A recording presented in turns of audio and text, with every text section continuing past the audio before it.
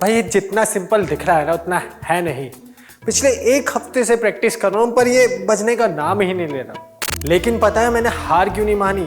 क्योंकि जब से मैंने इस एक समुद्री शेल के पीछे की साइंस और बायोलॉजी पढ़ी है ना, तब से मेरा दिमाग हिल गया है। अगर मैं आपको वो लॉजिक और रिसर्च पेपर्स दिखा दूं जो मेरे पास है, तो मैं गारंटी देता हूं आप भी आज ही अपना शंख ढूंढने निकल पड़ेंगे।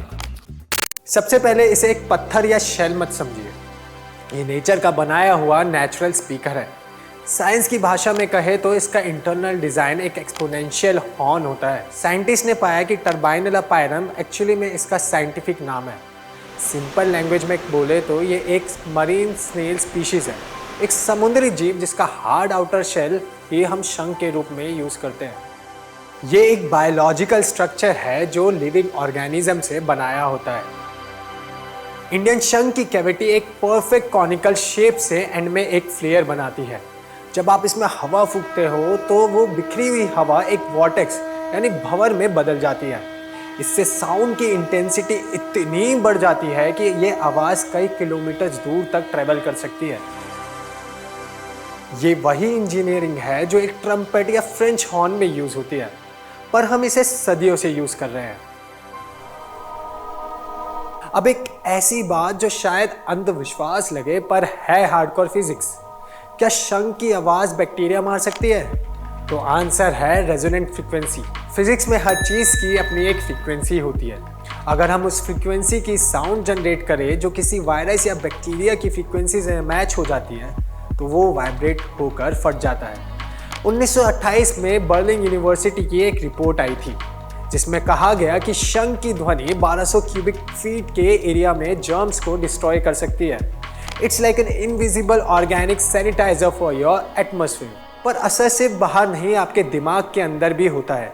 जब लोग कहते हैं शंख सुन के सुकून मिलता है, तो वो सिर्फ फीलिंग नहीं, आपका EEG ग्राफ बोल रहा होता है। EEG का फुल फॉर्म होता है इलेक्ट्रोएन्सेफेलोग्राम। ये एक मशीन होती है जो आपके ब्रेन की इलेक्ट्रिकल एक्टिविटी मेजर करती है।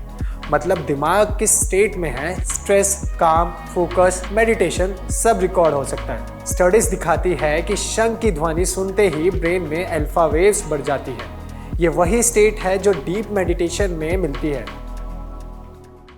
वहीं दूसरी तरफ स्ट्रेस पैदा करने वाली हाई बीटा वेव्स नीचे गिर जाती है। मतलब सिर्फ 30 सेकंड का शंखनाद आपके दिमाग के क्योस को साइलेंस में बदल देता है। अब बात करते हैं the biology of breathing yoga. और जो लोग जिम जाते हैं उनके लिए ये लंग्स का कार्डियो है। इसे बजाना कोई आसान खेल नहीं है। जब आप पूरे जोर से शंख बजाते हैं तो आपका डायफ्राम एक्सपैंड होता है, चेस्ट मसल्स की एक्सरसाइज होती है और लंग्स के वो कोने भी खुल जाते हैं जो नॉर्मल सांस में बंद रहते हैं। स्टैमरिंग और अस्थमा जैसी प्रॉब्लम्स में ये एक थेरेपी की तरह काम करता है। ये बेसिकली एक फोर्सफुल प्राणायाम है। सिर्फ आवाज़ ही नहीं, ये जिस मटेरियल से बना होता है वो भी गोल्ड है। शंख में कैल्शियम और मैग्नीशियम भर भर के होते हैं। आयुर्वेदा में इसका यूज़ शंख भस्म बनाने में होता है जो एसिडिटी और इंडाइजेशन का दुश्मन होता है। हवा में जब इसके माइक्रो पार्टिकल्स रिलीज होते हैं तो वो हमें मिनरल रिच एनवायरनमेंट देते हैं। और एंड में सबसे गहरी बात, हम इसे लक्ष्मी जी का निवास क्यों कहते हैं? क्योंकि ये एक्सपेंशन का सिंबल है। इसका स्पाइरल डिज़ाइन फिबोनाची सीक्वेंस को फॉलो करता है, वही कोड जिससे गैलेक्सीज बनी है। हमारे पूर्वजों को पता था कि sound is the first element of creation. शंख की ध्वनि वही ओम फ्रीक्वेंसी है जिससे ये यूनिवर्स वाइब्रेट हो रहा है। अब आपको एक और राज बताता हूँ जो है कायरलिटी। असल में हमारा DNA और अमीनो एसिड एक स्पेसिफिक डायरेक्शन में स्पाइरल करते हैं। शंख भी यूजुअली राइट हैंडेड होते हैं, पर दक्षिणवर्ती शंख इसका दुर्लभ मिरर इमेज है जो 1 लाख में से शायद एक को मिलता है। साइंटिस्ट इस सिमेट्री को लाइव्स ब्लूप्रिंट कहते हैं। पूर्वज मानते थे कि ये रिवर्स स्पाइरल साउंड वेव्स को एक ऐसी पॉजिटिव स्पिन देता है जो एनवायरनमेंट को बैलेंस करती है। ये सिर्फ एक शेल नहीं, नेचर का डिजाइन किया हुआ एक जियोमेट्रिक हार्मोनाइजर है। तो दोस्तों, अगली बार जब आप मंदिर में या घर में शंख बजते हुए सुनो तो ये मत सोचना कि ये सिर्फ एक परंपरा है।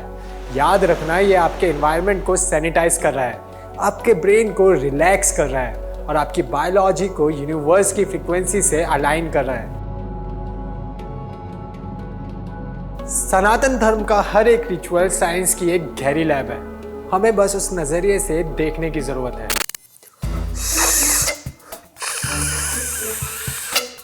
यार मैं तो ट्राई करता रहूंगा जब तक एक्सेल ना हो जाऊं। पर अगली बार मिलते हैं एक अगले एपिसोड में एक नए फेथ के साथ, एक नए फैक्ट के साथ और उसकी फ्रीक्वेंसी के साथ। तब तक देखते रहिए सोल लैब। जय हिंद।